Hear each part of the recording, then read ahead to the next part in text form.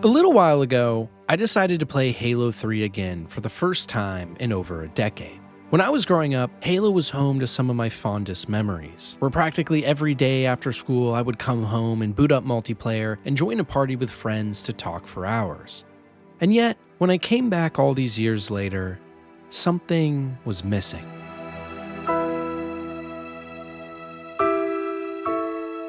Lobbies that before held dozens of players were now empty. Custom maps I created that once were home to hours of laughing, deserted. All while the friends online indicator sat ominously in the corner, reading 0.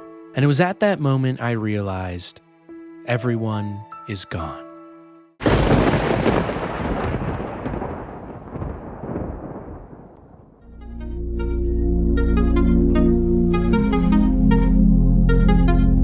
I think in all of our lives, especially nowadays, we feel lonely. Personally, as someone who recently entered their 30s, life just isn't the same anymore. Those late nights with friends playing Halo 3 have been replaced by the quiet weekends of nothingness. And in the age of social media and dating apps that make connection feel impossible, it becomes so isolating. But it got me thinking, if loneliness is something we spend so much of our lives trying to escape, why do so many games and stories ask us to walk directly into it? So today, just like the forgotten maps of Halo 3, we are searching for the single loneliest place in the universe, diving into games and ideas that all in different ways are lonely, yet each with something unique to tell us about, well, us.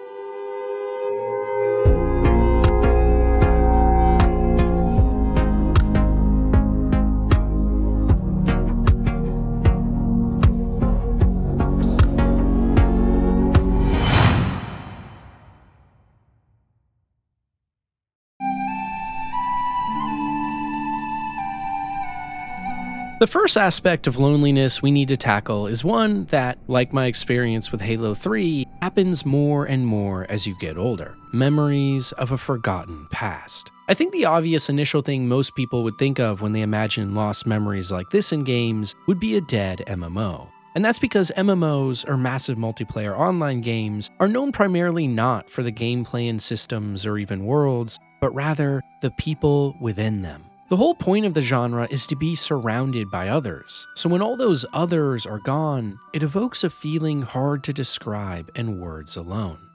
This is Worlds.com, and in 1995, it was about to become a revolution. Originally, it was nothing more than chat rooms wrapped in low-res 3D spaces that were meant to give hospitalized and disabled children a way to socialize. But as the project grew and ambitions of commercialization flourished, more and more of the general public were let in. Users constructed spaces like Bowie World, a digital museum of shrines and paraphernalia dedicated to David Bowie and his music, along with hundreds of other custom-made spaces, all with unique philosophies and visuals. A grand social experiment to create a world that lived solely on the internet, but was just as evocative as our very own. There were no quests, no missions, and no objective at all. The entire point of the game was to simply live in a world and chat with others, a relic of the old internet. So the question then becomes though, what happens when all of those players disappear? While originally Worlds.com was a novel idea, within just years the competition was fierce, and the user experience and lack of development led the project to bleeding most of its player base, until by the 2010s, the product was considered more of a digital ruin than any sort of online third space. Before, what would have been rooms full of hundreds of people debating politics or discussing art, now were places that were practically haunted. Peculiar paintings on the walls everywhere you look, unique and vibrant architecture in each zone, all of which now sit dormant. It's a strange feeling going back to games like these too. At first, especially if you did play back in the day, the environments feel inviting and warm, with so many places to see and go. But as you walk around more, the lack of anything happening starts to weigh on you. Entire stadiums that before were built for crowds, and now that crowd is only you. Dead and diminished games like Worlds.com and Halo 3's multiplayer both serve as a looking glass into the true isolation of the past. Places that were once bustling with people, now abandoned and quiet. Things like these make us feel lonely because they are a reminder of what once was can never be again. The childlike memories, the friends we used to have, can all disappear in an instant, and the only reminder of them are memories that now feel unobtainable in retrospect. The primary reason so many players have gone back to other MMOs too, like say World of Warcraft Classic, is because they want their old friends back, their old memories, not because they want to play a game with outdated combat and mechanics. For a young person today trying out WoW Classic for the first time, they likely would scratch their head in bewilderment. After all, why would anyone subject themselves to playing a game like this when so many better ones exist? Well, it might be because they are lonely, searching for a life that's already left them. The first kind of loneliness is not just about being stranded in the present. It's realizing you can never fully return to the past. But at least in these worlds, loneliness still has a shape. There are old maps, forgotten usernames, and deserted ruins of something that was once alive. Nostalgia that feels like a warm blanket protecting us from isolation. But what happens when there is no memory, no history, no one who came before? What happens when that feeling of being alone doesn't stem from a sense of loss, but a sense that nothing was ever there at all?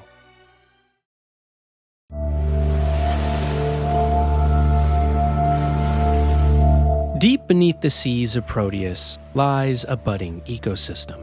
An ocean full of fantastical creatures and massive underwater structures. And just like Subnautica 1, this early access map to Subnautica 2 has a variety of locations to discover. But for all the interesting places to find, it might surprise you what actually struck me the most. It's not the volcanic zone with its red sparks, or even the massive mysterious underwater buildings in the deeper zones. It's something much more nondescript, much more quiet. Towards the start of the map, near where your escape pod is landed, is a massive gaping hole of blackness in the sea. Surrounding it are hundreds of fish in a lively environment, but here, inside the hole, is nothing but hundreds of meters of darkness and silence. Sometimes, this is how loneliness takes form in games. Not a sense that we have lost something that once was, but the pure terror of sitting alone with nothing out there. As social creatures, we strive to live amongst others, so when we are stripped of that, things start to get weird. For example, you would think the scariest place in Subnautica 2 would be the waters around a big leviathan monster or a zone full of lava.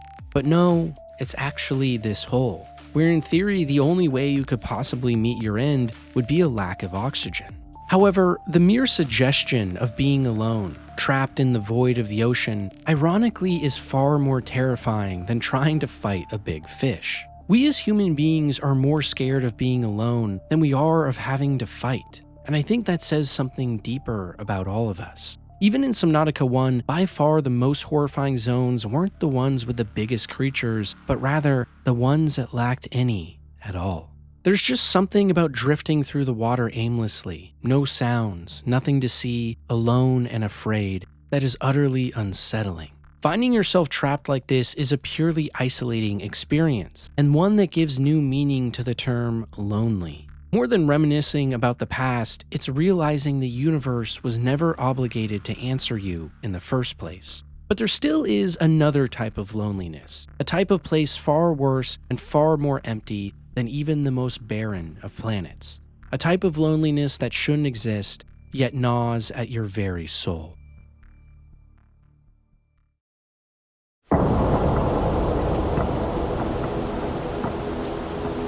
Cyberpunk 2077, as many of you know, is my single favorite game of all time.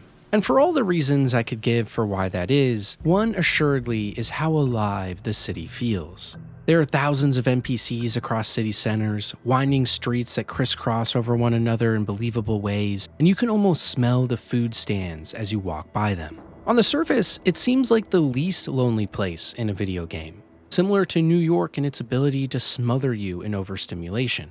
But just like New York as well, Night City gives us the perfect microcosm to analyze one of the most sinister versions of being alone, one where even in a sea of people, you are all you can count on. Throughout the story of Cyberpunk, you are constantly meeting a variety of horrible people, including criminals that kidnap innocents, evil corporate CEOs that torture, and doctors who forgot their Hippocratic oath by inserting dangerous cybernetics into patients' bodies. It feels like no matter where you go, everyone is out to betray or get you. As you walk around the city, you are surrounded by hundreds of people, loud sounds, and the constant buzzing of metropolitan life. But the louder these distractions get, the more you feel isolated. People may ask how your day is, but no one cares. There may be tons of coworkers at your job, but they're all out for themselves. And the further you dive into Night City, the more it tries to spit all over you. It's a truly dystopian view of the human condition, but gives us great insight into just how forgotten you can be in a place that on the surface seems impossible to be disconnected in.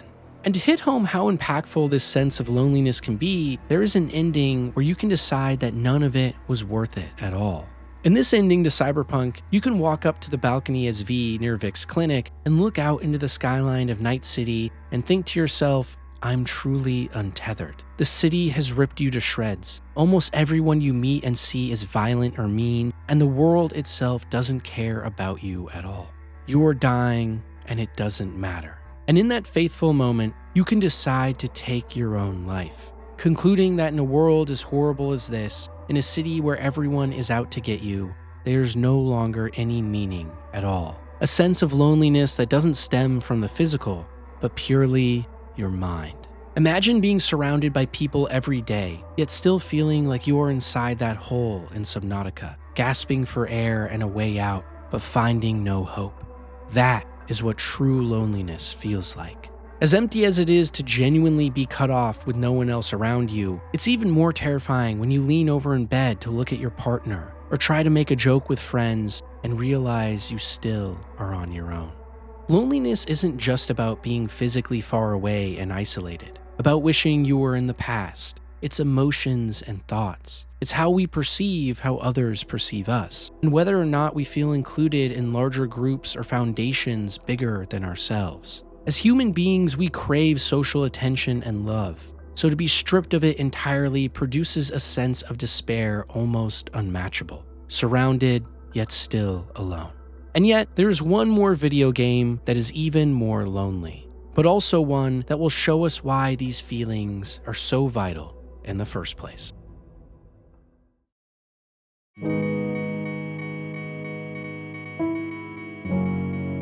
At some point in any playthrough of the Outer Wilds, you may find yourself here, sitting around a campfire. Surrounded by millions of light years of darkness and empty space, you are thrust into a dying universe, a sun that every 22 minutes goes supernova and sends you back to the beginning of time. Each and every day in game, you venture out into the unknown, to different planets and locations to discover the secrets to the universe, and any ways possible of stopping the inevitable. Many of you probably already know about this game, and for those of you who don't, it's a classic. And while there are other things you meet along the way that you can talk to and converse with, there is no mistaking it. For all intents and purposes, you as the player character in this universe are meant to feel like you are on your own. No one is here to help you or guide you along the way. The planets drifting through space must be discovered themselves, and unlocking their secrets is a path only you can take. It's a very solemn experience, which tests not only your puzzle-solving skills, but general will to carry on as well.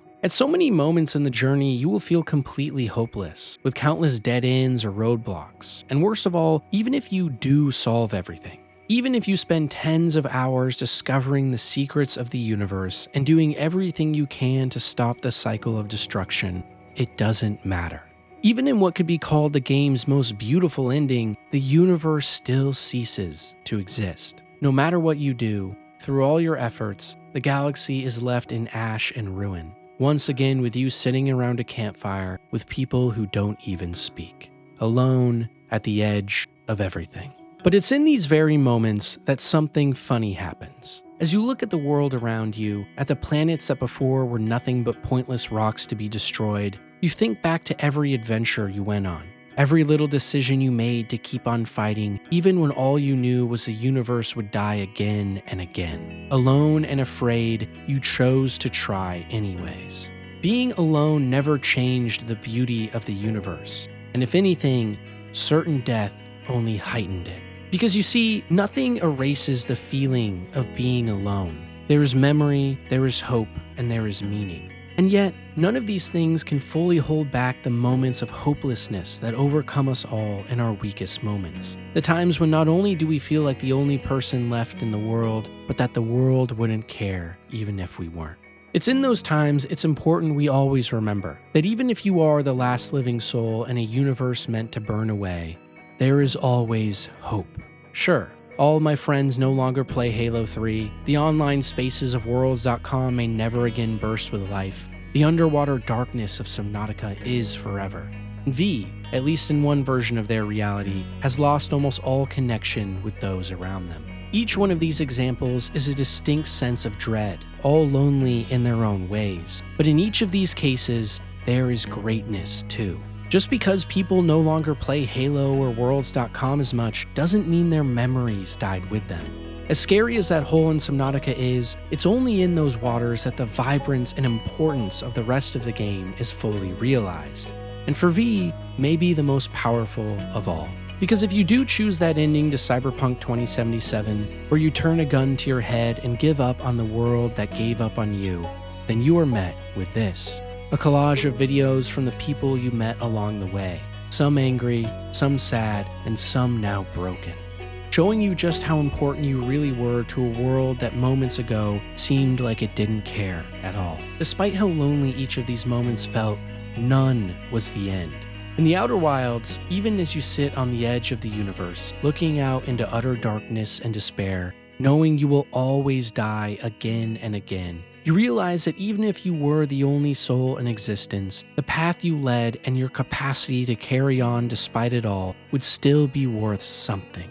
To be lonely is to be alive. It's something each and every one of us will deal with at least once in our lives, but it's our decision of what we do in the face of it that makes all the difference. So if I could leave you with one final message, it's this. Sometimes, even in a universe as vast as our own, you are all you will have, and that is enough.